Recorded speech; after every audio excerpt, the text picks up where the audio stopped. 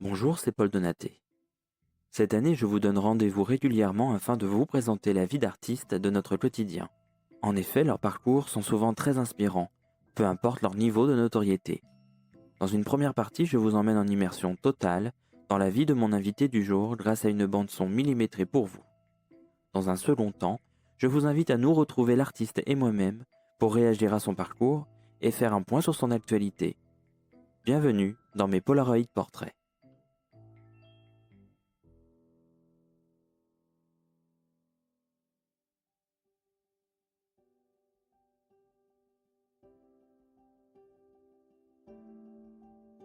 Plongeons dans l'univers captivant de Kevin.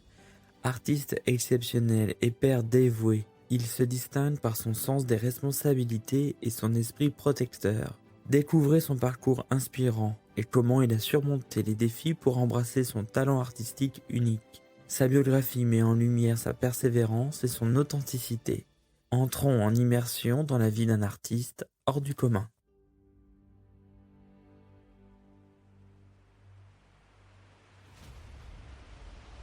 Une catastrophe se prépare en cet été 1995. L'eau de l'océan Atlantique est noire. Le ciel est menaçant. La vasque royale en nacre dans laquelle repose la perle magique du roi des océans menace de s'écrouler par la houle.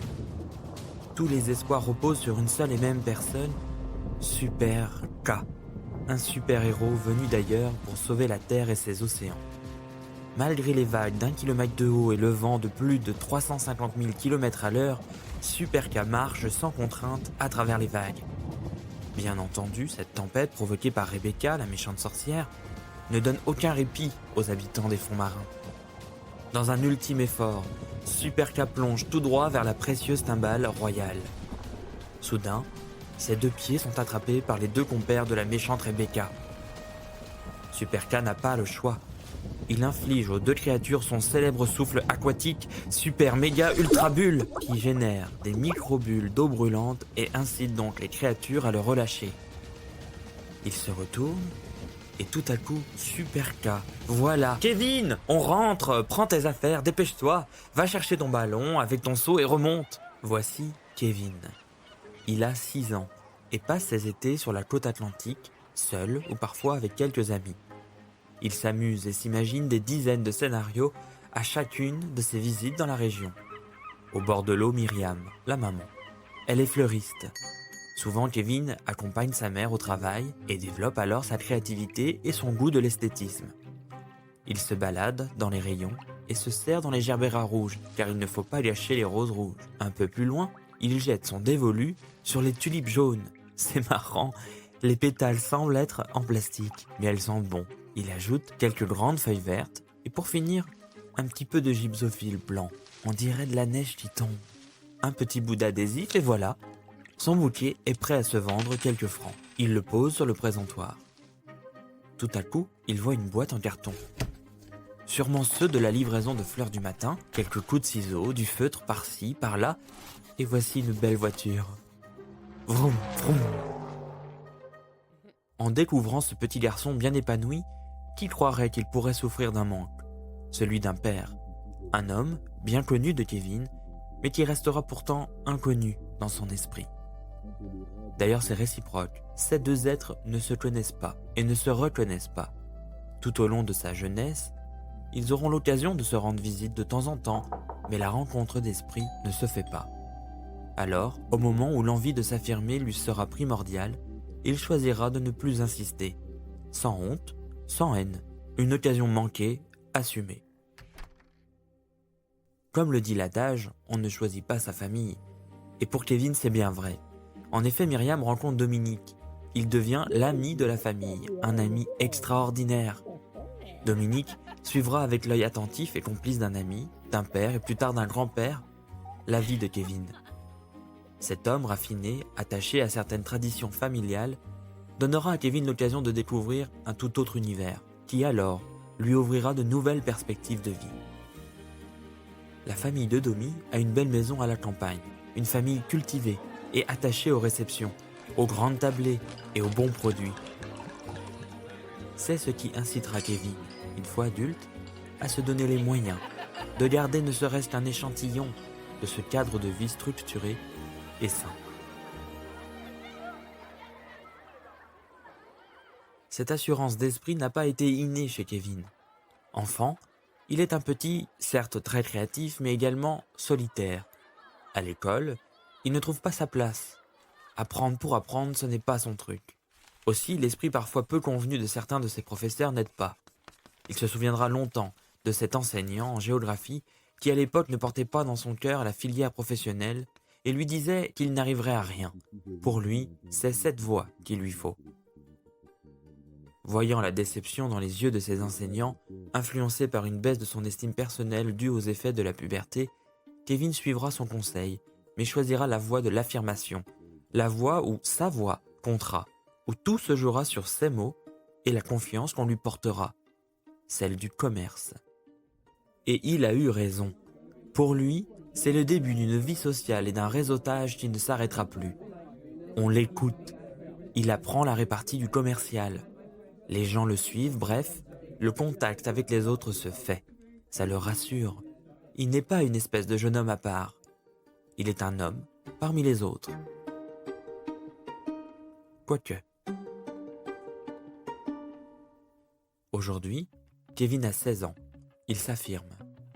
Il sait ce qu'il veut et ce qu'il ne veut pas, ou du moins, il se construit. Il fait table rase du passé. Le temps a fait son œuvre. Il se sent mieux, mais est-ce que les autres le voient? Il veut se rassurer, ça fonctionne sur les réseaux. Il est contacté pour faire quelques shootings photos, de la figuration et même un peu de mannequinat. Les vêtements lui sied à ravir et il passe bien à l'image, le voilà alors à peu près comblé. Toujours dans ce souhait insoupçonné de construire la famille idéale, il fait une jolie rencontre qu'il croit amoureuse. Une période de quelques années, pleine de hauts, de bas, mais surtout de cette relation découlera l'œuvre de sa vie, une petite fille. Bien sûr, comme tout jeune parent qui se sépare, l'épisode est douloureux. Mais Kevin souffrira avec plaisir à chaque fois que son regard croisera celui de sa petite. Il est un père, et bien sûr en pensant au passé, il s'efforcera d'être le meilleur du monde pour elle. Parfois, le destin nous joue des tours. Kevin, fils unique, depuis tant d'années, solitaire, cherchant à s'affirmer et à construire sa vie, est donc aujourd'hui papa. La nouvelle tombe. Demain, il ne sera plus fils unique. Une adorable petite sœur pointe le bout de son nez. Il est tout excité, mais d'un naturel protecteur, il voit ses responsabilités s'accumuler. Alors, tête baissée, Kevin se construit une carrière professionnelle nécessaire. Il doit subvenir à ses besoins et prévenir ceux des autres. Il doit être celui sur qui on peut compter. C'est fatigant, mais il veut assurer. Alors, les activités lucratives s'amoncellent. Et c'est dans ces conditions que Kevin saute pieds joints dans le monde de la scène. En effet, il s'occupe du placement dans des grandes salles de spectacle. Il le fait tellement bien qu'il devient même manager d'équipe.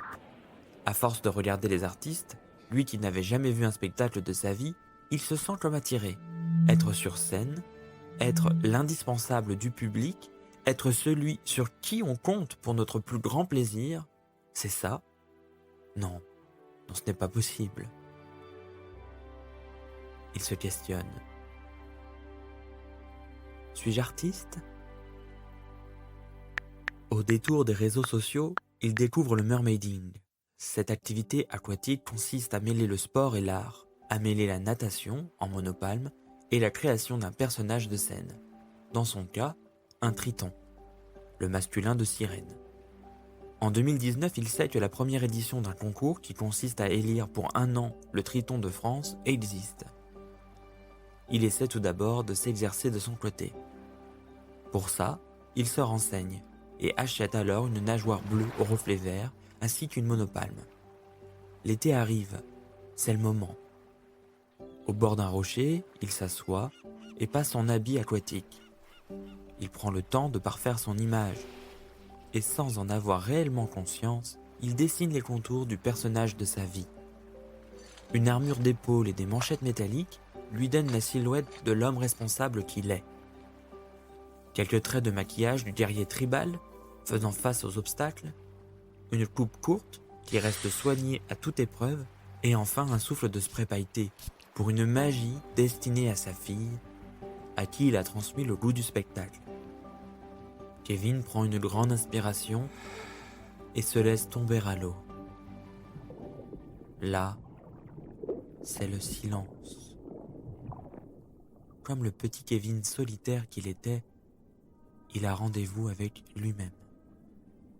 Les tracas de la vie, les responsabilités, la réalité économique et le jeu de la société, eux, sont restés à la surface.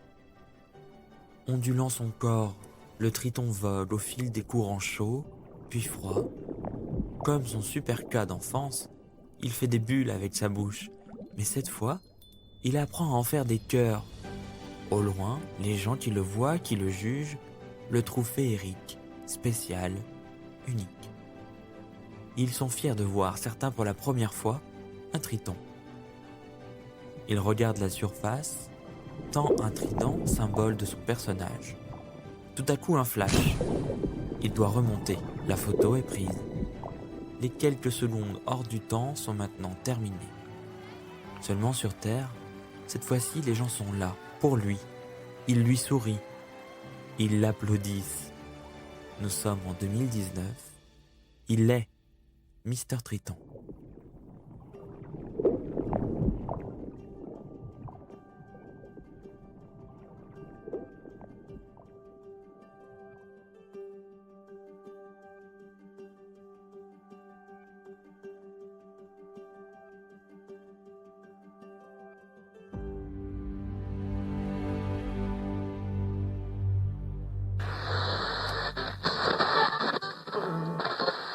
Eh bien voilà, ça c'est fait. Nous accueillons donc Merman Kevin. Bonjour Kevin.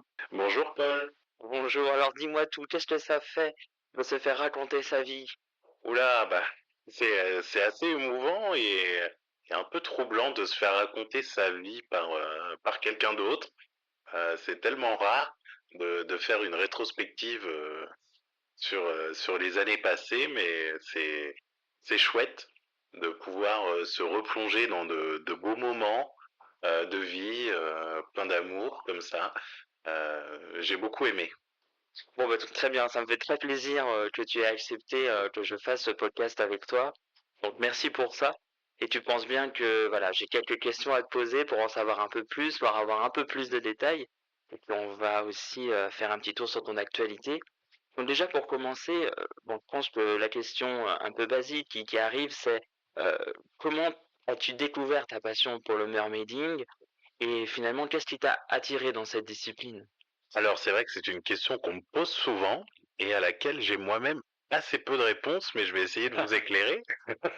Alors déjà, il faut dire que ma passion, donc le mermaiding, c'est quelque chose qui est assez peu connu. Donc le mermaiding, c'est l'art de nager avec une petite sirène. Il faut savoir nager, il faut savoir faire de l'apnée et puis il faut être à l'aise à pouvoir porter un costume qui vous joint donc les chevilles avec une monopane plus un tissu dessus. Donc c'est ça le personnage qu'on incarne. Donc c'est ça qui t'a attiré, c'est le côté un peu Alors ce qui m'a personnage. attiré quand j'ai découvert ça, c'est que en fait moi j'avais fait de la natation pendant de nombreuses années en club quand j'étais jeune. Et puis effectivement quand j'ai été plus vieux, j'ai commencé à faire un peu de être modèle photo entre mes 15 et 18 ans, on va dire. Et puis après j'ai fait quelques castings, j'ai participé à quelques tournages, ensuite j'ai travaillé dans l'événementiel et voilà, tout ça, c'était un monde qui me plaisait assez. Et quand j'ai découvert du coup le mermaiding, je me suis dit que ça mêlait effectivement tout ce que j'aime. Et justement, quand tu t'es lancé dans le mermaiding, donc tu l'as très bien expliqué, ça mêle à la fois les disciplines sportives et les disciplines théâtrales. Justement, tu as dû te créer ton propre personnage. C'était quoi exactement le processus, s'il y en a eu un, de création de ton personnage de mermaiding, en tout cas de Triton pour toi? Alors c'est vrai que quand j'ai découvert tout ça, c'était, comme si j'avais ouvert, la grande porte, d'un placard qui avait été, scellé par des gens depuis tellement longtemps. J'ai découvert un monde incroyable, plein de possibles. On peut faire, plein de choses, mais moi, je me suis dit que, mon personnage serait, finalement un petit peu celui du roi Triton dans La Petite Sirène. Donc, finalement assez sobre. J'ai gardé, la nageoire bleue et les accessoires dorés, donc par exemple des grosses manchettes dorées. Moi, je m'étais fabriqué un gros plastron, toujours en couleur dorée et assez peu d'artifices, finalement, autour de ça. Donc je voulais quelque chose d'assez sobre et ça me représentait, finalement assez bien et ça m'a porté chance. Ça t'a porté chance. Une autre question, finalement, tu vois bien que quand tu vas sous l'eau, ça apporte, j'imagine, hein, dans ton esprit un silence, un apaisement, mais concrètement, avec tes mots à toi, qu'est-ce que ça t'apporte lorsque tu es sous l'eau? Qu'est-ce que tu ressens? Alors quand on est dans l'eau avec,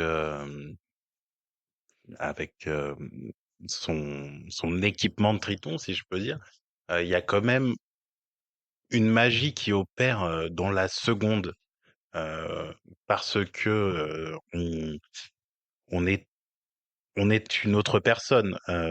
Vous, les humains, quand vous êtes dans l'eau, vous battez des 2 pieds pour essayer de respirer à la surface.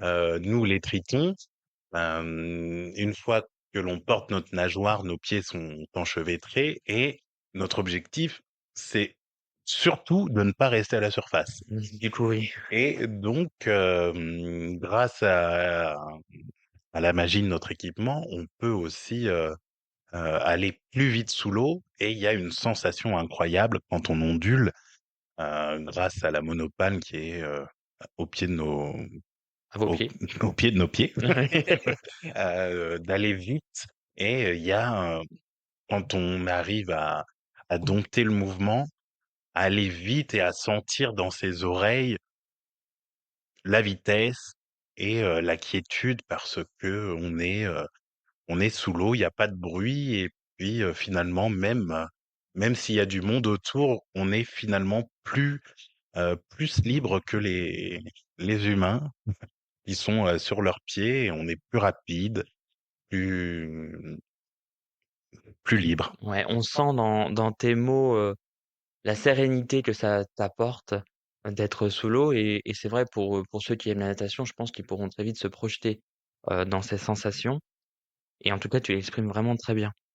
Tu sais, tu es papa, on l'a entendu, dans le podcast. Heu, Est-ce que le fait d'être, père, d'avoir des responsabilités, ça t'a construit aussi, c'est j'imagine, une certaine maturité? Est-ce que, ça influence ta vision de l'art, de ton art? Et peut-être aussi que ça va apporter à l'héritage que tu donneras à ta fille plus tard. Oui, oui, effectivement, quand on découvre le mermaiding, on a l'impression que c'est quelque chose, juste de divertissant au premier abord. D'autres choses se sont dégagées. Effectivement, l'écologie a été, une des premières choses à laquelle j'étais, assez peu sensibilisé à l'époque et qui, finalement aujourd'hui, drive assez ma vie et j'essaye toujours grâce à mon personnage de démocratiser assez un petit peu, des petites idées à pouvoir distiller à tous ceux qui sont autour de moi parce que, finalement, c'est pas si facile que ça d'être écolo, on se sent tous concernés, mais on sait jamais trop comment agir donc voilà, j'essaye de donner des idées sans donner, des injonctions aux gens, et puis, j'essaye surtout, au travers de mon expérience, d'expliquer, à ma fille que le plus important, c'est d'oser et pourtant je me suis longtemps posé la question. J'ai longtemps hésité, heureusement que j'ai osé ce jour-là m'inscrire, participer, aller jusqu'au bout de l'expérience parce que les portes qui m'ont été ouvertes derrière et toutes les expériences que j'ai pu vivre ont été, tellement incroyables, tellement pleines de positivité que, je suis, reconnaissant de tout ce chemin parcouru.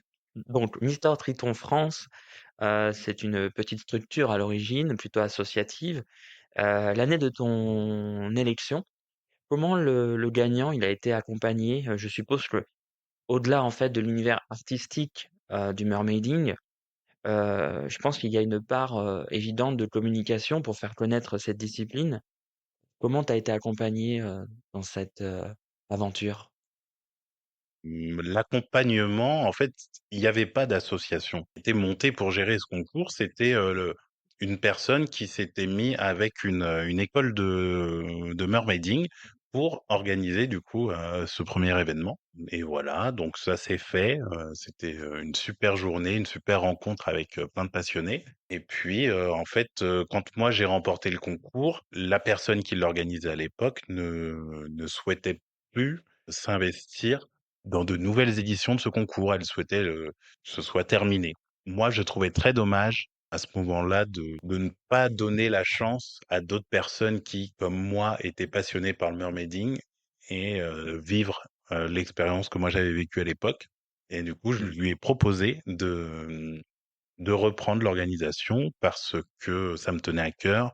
Je travaillais dans l'événementiel et c'était quelque chose un beau projet pour moi en tout cas et il m'a laissé, toute l'opportunité de le faire et du coup, moi, j'ai monté une association, toute une structure pour pouvoir, organiser un bel événement, créer des événements toute l'année, des initiations, des performances et monter le bel événement qui est Mister Triton France.